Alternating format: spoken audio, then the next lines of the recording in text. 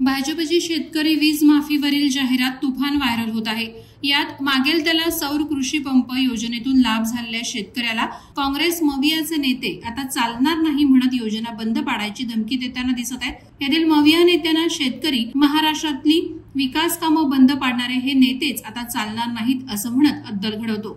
मविया सरकारच्या काळात महाराष्ट्राच्या विकासाला खीळ बसली होती। मविया सत्तेत आली तर कोणतेही विकास काम हे लोक चालू देणार नाही। यामुळेच जनहिताच्या योजना राबवणाऱ्या महायुतीलाच लोक पसंती देत आहेत असं चित्र आता महाराष्ट्रात तयार झालेलं दिसत आहे।